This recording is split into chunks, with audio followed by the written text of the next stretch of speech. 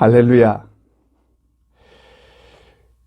오늘은 하나님이 저에게 주신 경고의 말씀을 좀 전하려고 합니다. 그러니 소리가 좀 높더라도 양해하시기 바랍니다. 하나님의 경고의 말씀을 전하려고 하다 보니까 좀 소리가 높아질 수도 있겠다 싶어서 먼저 양해를 구합니다. 하나님이 저에게 주신 경고의 메시지는 한국 교회를 향한 것이고, 또 한편으로는 한국 교회 목사들을 향해서 하는 경고의 메시지이기도 합니다. 오늘 한국 교회는 하나님의 경고의 말씀을 듣지 못하고 있습니다. 세상에만 귀가 열려 있고 하나님께는 귀가 닫혀 있습니다. 우리의 귀는 하나님께로 열려 있어야 되고 하나님께로 향해 있어야 됩니다. 그래야 하나님의 음성을 들을 수 있고 하나님이 우리에게 주시고자 하는 말씀, 또 우리 속에 하나님께서 깨닫게 하시는 그런 것을 알 수가 있는데, 하나님께로 향하는 길은 닫혀 있고 세상으로 향하는 길만 열려 있습니다. 그러니 하나님이 한국 교회에 주시는 경고의 말씀도 들을 수가 없는 것입니다. 이번 코로나 사태를 겪으면서 한국 교회에 주시는 하나님의 경고를 들을 수 있기를 바랍니다. 먼저 생각할 것은 술에 대한 것입니다. 오늘 한국 교회가 술에 대해서 너무나 관대합니다. 너무 술에 대해서 너무나 관대하고 인식들이 술에 대해서는 이제는 아무렇지도 않게 인식을 합니다. 제가 대리운전을 좀 했습니다. 대리운전 시키는 사람은 다 술 마신 사람들이죠. 술이 취하니까 대리운전을 시키겠죠. 그런데 그 중에 교인이 굉장히 많다는 걸 아십니까? 그것을 알고는 저는 정말 충격을 받았습니다. 장로도 있습니다. 안수 집사도 있습니다. 심지어는 목사까지도 대리운전을 시키고 있습니다. 어떤 믿은 지 얼마 안 된 분은 대리운전을 해가면서 하는 말이, 자기 교회가 큰 교회인데 큰 교회라는 것을 강조를 하는 거 보면 거의 대형 교회 수준이었던 것 같아요. 큰 교회인데 목사가 술을 마시라고 한대요. 스트레스 받느니 술 마시고 스트레스 풀고 그 스트레스를 술로 그냥 풀어버려라. 그렇게 말을 한다는 겁니다. 제가 어떤 교회인지까지는 차마 물어보지를 못했습니다. 너무나 제가 충격적이어서. 또 어떤 사람은 자기는 열심히 교회 생활 잘하고 있으니까 괜찮다는 것입니다. 나는 주일 예배 꼬박꼬박 안 빠지고 다니고, 그리고 저녁 예배도 잘 다니고, 그리고 가끔씩 새벽 기도도 가고 교회 생활에 있어서 잘하고 있다는 것입니다. 자기는 잘한다는 것입니다. 그러니까 괜찮다는 것입니다. 이런 생각을 하는 사람들이 의외로 교회 안에 많을지 모릅니다. 교회 생활만 잘하면 나는 구원받는데 전혀 문제가 없다, 지장이 없다. 내가 교회에서는 이렇게 열심히 잘하는데 왜 내가 구원을 받지 못하겠는가? 나는 틀림없이 구원받는다는 생각을 하고 있는, 그런 착각을 하고 있는 사람들이 의외로 많을지도 모릅니다. 여러분, 교회 생활을 누가 제일 잘하는지 아십니까? 이단 사이비 종파입니다. 이단 사이비 종파, 거기에 다니는 사람들은 교회 생활 정말 잘합니다. 어떻게 보면 생명을 내걸고 교회 생활을 하는 것 같아요. 우리 일반 교회들은 그들이 교회 생활을 하는 것에 비하면은 아무리 따라가지 못합니다. 교회 생활 열심히 한다고 구원받는 건 아닙니다. 그것으로 됐다고 생각을 하면 더 이상 주님 앞으로 나가지 않습니다. 주님 앞에 더 가까이 가지 않습니다. 나는 교회 생활 이렇게 열심히 하니까 됐다는 것입니다. 주님 앞으로 더 나가고 주님 앞에 무릎 꿇고 앉을 필요도 없고 십자가 앞에서 자기 죄를 고백하고 눈물 흘릴 필요도 없는 것입니다. 그런 것을 느끼지를 못하는 것입니다. 그러니 진실로 주님을 만날 기회도 없는 것입니다. 스스로 그 기회를 차단하고 있습니다. 교회 생활보다 더 중요한 것이 예수를 진실로 믿고 진실로 예수를 만나고 그 십자가 앞에서 자기 죄를 자복하고 회개하는 것인데 이것조차 막아버리고 있는 것입니다. 스스로가.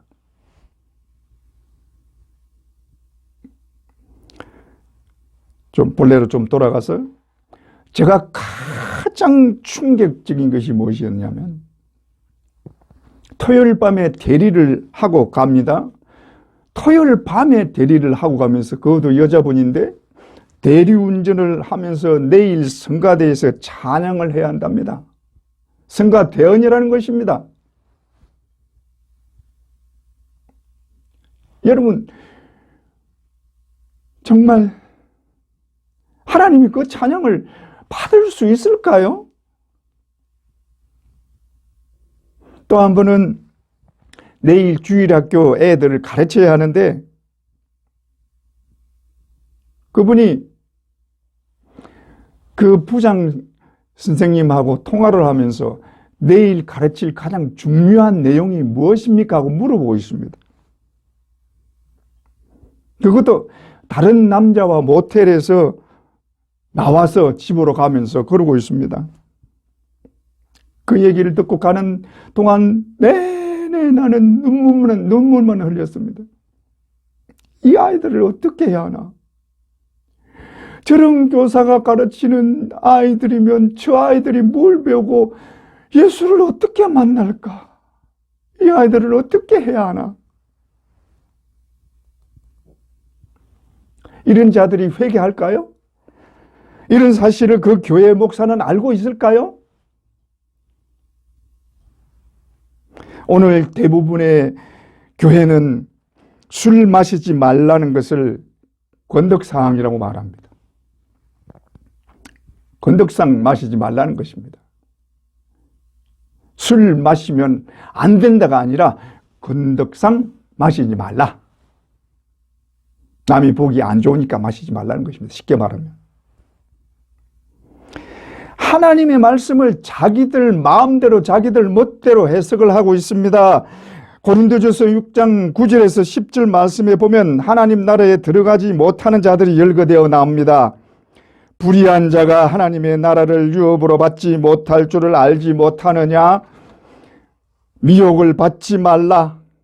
음행하는 자나 우상 숭배하는 자나 간음하는 자나 탐색하는 자나 남색하는 자나 도적이나 탐욕을 부리는 자나 술 취하는 자나 모욕하는 자나 속여 빼앗는 자들은 하나님의 나라를 유업으로 받지 못하리라. 여기 분명히 나오죠? 술 취하는 자는 하나님의 나라를 유업으로 받지 못하리라. 여기 술 취하지 말라고 하니까 술 취하지 말라고 했지 언제 술 마시지 말라고 했습니까? 이러고 또 따지고 드는 사람이 있어요. 이런 분들은 아십시오. 본래 이스라엘에는 물이 좋지 않습니다. 지금도 그렇다고 그래요. 물이 좋지 않아서 그 물 마시면 배탈이 잘 난다고 그럽니다. 그런데 약이 변변치 않으니까 그 배탈 난 것에 술을 조금만 마시면 그 배탈이 낫고 멈춘다고 합니다.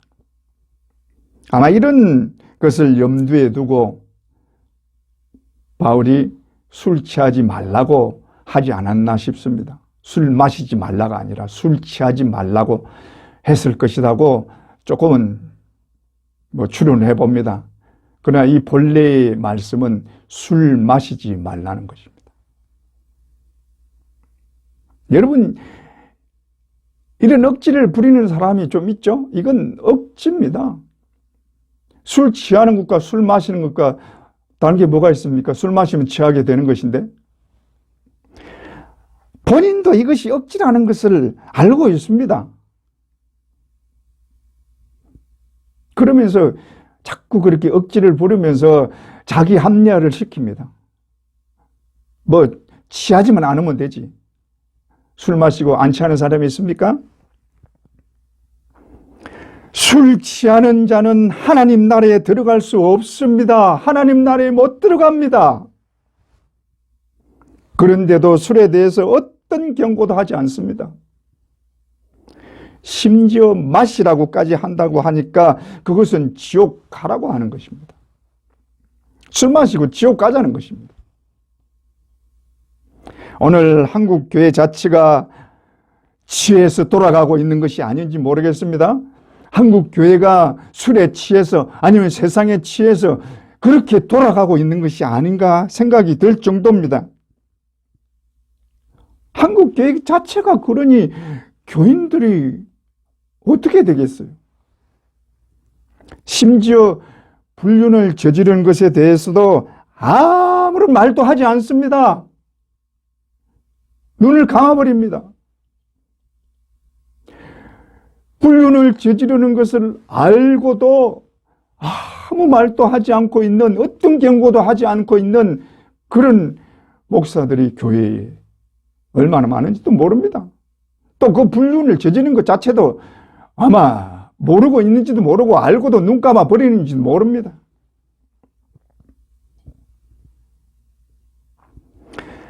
온갖 추악한 죄를 가지고 교회 안에 들어옵니다. 이런 자들이 모여서 예배를 드리고 있습니다.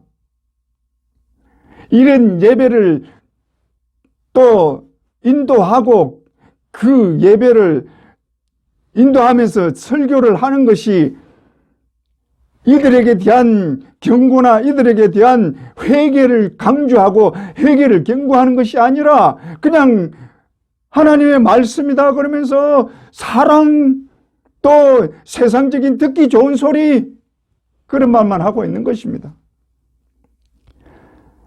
이런 자들이 모여서 예배를 드리고 있는데 하나님이 얼마나 역겨워 하시겠습니까?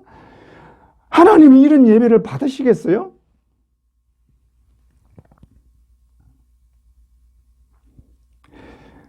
다음으로 또 강한 하나님의 경고의 말씀이 있습니다. 들으라 이 싹군 목자들아, 왜 양떼를 죽이느냐? 하나님의 강한 경고의 말씀입니다. 들으라 이 싹군 목자들아, 왜 내 양떼를 죽이고 있느냐 하는 것입니다. 주님이 분명히 말씀합니다. 선한 목자는 양들을 위하여 목숨을 버리거니와 싹구는 이리가 오는 것을 보면 달아나나니, 왜 달아납니까? 자기 양떼가 아니기 때문에. 자기 교회에 얼마나 많은 생명이 살아있는지 죽어 있는지도 모릅니다. 그 생명들에 대해서 관심이 없어요.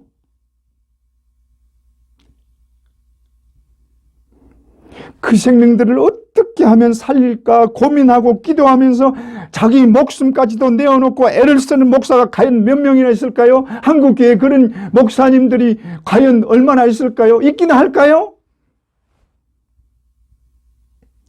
이번 코로나 사태를 겪으면서 교회에서 예배를 드리지 못하고 온라인 예배를 드리게 된 것이 정말 안타까워서 눈물을 흘리며 기도한 목사가 몇 명이나 됩니까? 교회에 나오지 않으면 신앙이 떨어질 것이 뻔한데 그걸 안타까워하는 것이 아니라 오히려 새로운 예배의 형태라고 말을 합니다. 심지어는 앞으로의 예배 형태가 이렇게 될 거라고까지 말을 하고 있습니다. 그렇게 말하지 않는 목사들도 코로나 때문이니까 세계적인 상황인데 어쩔 수 없는 것 아닌가? 그렇게 생각하고 있습니다. 모르긴 해도 대부분 그렇게 생각하고 있습니다. 하나님 편에서 한 번도 생각해 보지 않습니다. 왜 이런 사태가 왔을까? 한 번도 하나님 편에서는 생각해 보지 않습니다. 오직 순전히 사람 편에서만 생각을 합니다. 이런 사태가 하나님으로부터 왔다고는 생각도 하지 않습니다. 그래서 우리가 회개해야 된다고 하는 어떤 말도 하지 않습니다. 이런 한국교회에 대해서 주시는 하나님의 경고의 말씀입니다. 하나님이 경고하시는 말씀은 이것입니다. 내가 예배를 받지 않으리라. 하나님이 예배를 받으시기를 싫어하신다는 것입니다. 하나님이 받으시기에 너무나 역겨운 예배입니다. 썩어 악취가 나는 예배입니다. 너무나 냄새가 나서 내가 받을 수가 없다는 것입니다. 그래서 예배를 드리지 못하게 파하신 것입니다. 이 코로나 사태가 하나님의 계획과 역사하심 안에 있는 것을 왜 모르십니까? 하나님이 주관하신 것입니다. 하나님이 처음부터 이끄신 것입니다. 하나님의 계획과 하나님의 섭리와 그 주관하에 이 모든 것이 이루어지고 지금까지 나오고 있는 것입니다. 하나님의 능력으로 코로나 바이러스 하나 없애지 못합니까? 그 정도로 하나님이 무능한가요? 여러분, 그 정도로 하나님을 믿지 않습니까? 이 코로나 바이러스 하나 하나님이 없애지 못하십니까? 그런데 왜 없애지 않고 계십니까? 코로나만 없애달라고 기도하지 우리의 죄를 용서해달라고 진실한 마음으로 회개하는 기도는 없습니다. 지금까지 한국 교회에서 예배드리지 못한 적이 있었던가요? 한 번도 이렇게 교회에서 예배드리지 못한 적이 없었습니다. 하나님의 뜻이 무엇인지 전혀 모르고 알려고 하지도 않습니다. 귀가 있어도 듣지 못하고 눈이 있어도 보지 못하고 입이 있어도 아무 말도 못합니다. 우리가 다 하나님 앞에 엎드려 회개하자고 하는 목사도 그런 교회도 없습니다. 오히려 하나님은 사랑이시니까 그의 사랑으로 우리를 무조건 사랑하신다고만 합니다. 하나님이 우리를 사랑하시니까 우리를 보호해 주신다. 우리는 하나님의 사랑으로 보호해 주시니까 안전하다. 이 코로나 바이러스 정도는 하나님이 우리를 보호해 주셔서 안전하게 아무 일이 없다. 하나님이 보호해 주신다는 것입니다. 여러분, 이 코로나 사태를 지나면서 한국교회가 얼마나 하나님께 가까이 하지 않는다는 것을 단적으로 많이 나타내고 있지 않습니까? 영적으로 깜깜합니다.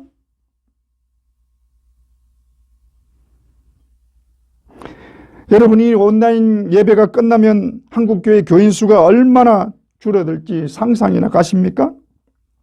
상상 이상으로 줄어들 겁니다. 엄청난 숫자가 줄어들어서 우리가 아마 깜짝 놀랄 정도로 줄어들 것으로 생각이 됩니다. 그래도 하나님은 우리에게 자비를 베풀어서 회개를 원하시고 경고해 주시고 계십니다. 하나님은 우리가 회개하기를 원하고 우리가 하나님 앞에 온전히 나와 엎드리기를 원하기 때문에 우리에게 이런 경고의 말씀을 주고 계시다는 것을 아셔야 됩니다. 여러분, 하나님께로 돌아갑시다. 나는 상관없다고 생각지 마십시오. 우리 교회는 잘하고 있으니까 상관없다고 생각지 마십시오. 이거는 한 교회의 문제가 아니라 한국교회 전체의 문제입니다. 여러분, 한국교회 전체의 문제를 놓고 하나님 앞에 기도해야 되고 하나님 앞에 엎드려 나아가야 됩니다. 나하고는 상관없다고 생각하지 마십시오. 우리 모두가 하나님 앞에 나아가야 합니다. 가슴을 치며 회개하고 용서를 구하고 하나님께로 돌아가야 합니다. 모든 교회가 일어나 하나님 우리를 용서하시고 우리를 살려 주옵소서 진정으로 회개해야 합니다. 여러분, 하나님의 경고를 절대로 무시하지 마십시오. 하나님 우리의 죄를 용서하시고 한국교회의 엄청난 죄악을 용서하옵소서. 우리를 버리지 마옵소서. 우리가 하나님께로 돌아가면 우리를 고쳐주시고 새롭게 하시는 하나님의 역사가 시작될 것입니다. 여러분,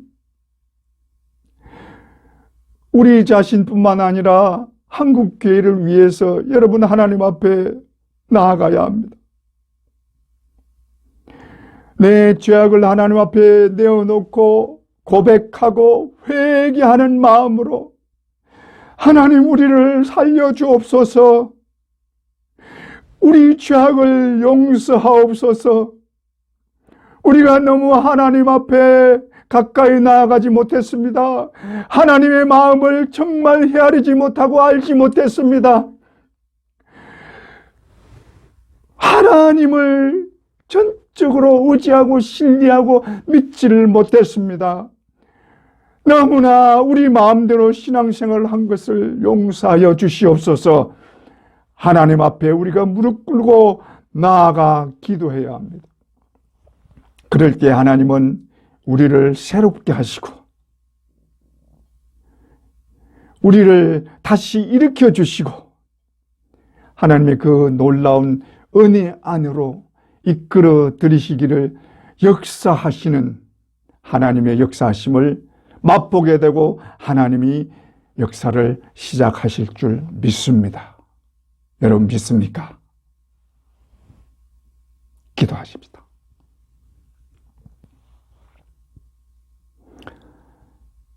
여호와 하나님 아버지, 한국교회를 용서하여 주시고 죄악을 사하여 주시옵소서. 역겨워하시는 그런 죄악들, 썩어 냄새나는 그런 죄악들을 하나님 앞에 지금까지는 내어놓고 있었습니다. 그런 예배를 드리고 있었습니다. 용서하여 주시고 우리의 죄악들을 주님 앞에 내어놓고 진실로 고백하며 우리 죄를 용서해 달라고 울부짖기를 간절히 원합니다. 아버지 용서하여 주시고 새롭게 하여 주시옵소서. 하나님 아버지, 하나님의 역사를 시작하여 주시옵소서. 우리 주 예수 그리스도 이름으로 간절히 기도드리옵나이다. 아멘.